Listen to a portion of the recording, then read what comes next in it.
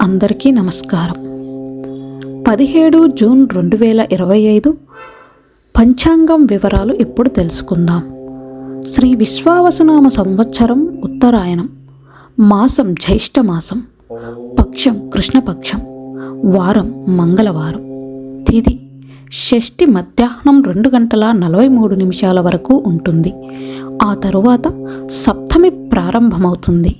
నక్షత్రం శతభిష నక్షత్రం రాత్రి 12:50 వరకు ఉంటుంది. ఆ తరువాత పూర్వాభాద్ర నక్షత్రం ప్రారంభమవుతుంది. యోగం విష్కంభ ఉదయం 9:31 వరకు ఉంటుంది. కరణం వనిజ మధ్యాహ్నం 2:43 వరకు. విష్టి తెల్లవారుజామున 2:12 వరకు. ఈరోజు చంద్రుడు కుంభరాశిలో సంచారం చేయనున్నాడు. నేటి శుభ సమయాలు: బ్రహ్మముహూర్తం ఉదయం 4:12 నుంచి 4:59 వరకు. అభిజిత్ ముహూర్తం మధ్యాహ్నం 11:53 నుంచి 12:47 వరకు. అమృతకాలం మధ్యాహ్నం 12:53 నుంచి 14:37 వరకు. సంధ్యా సమయం సాయంత్రం 6:42 నుంచి 7:12 వరకు. సూర్యోదయ సమయం ఉదయం 5:46.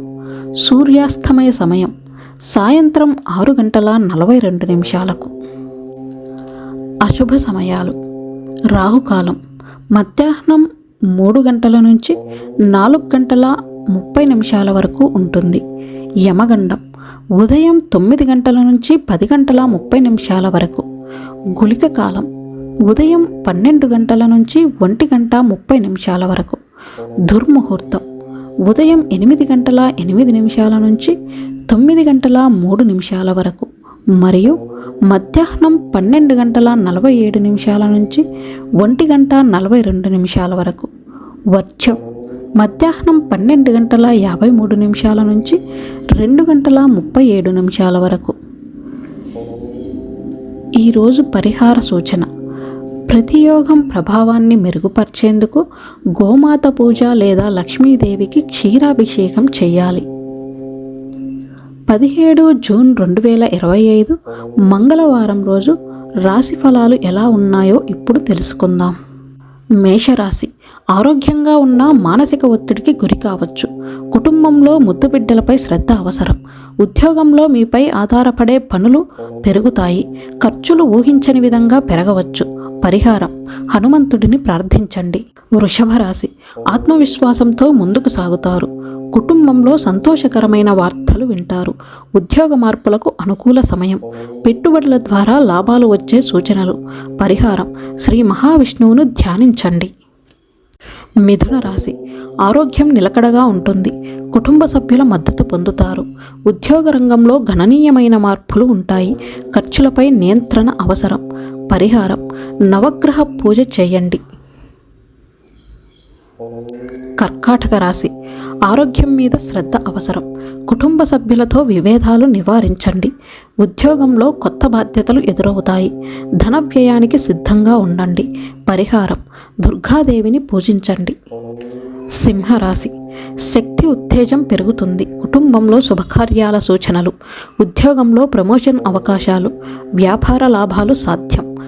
పరిహారం: సూర్యారాధన చేయండి. కన్యరాశి ఆరోగ్యం పట్ల అప్రమత్తంగా ఉండండి. కుటుంబ సంబంధాలు బలపడతాయి. ఉద్యోగంలో చిన్న చిన్న ఇబ్బందులు.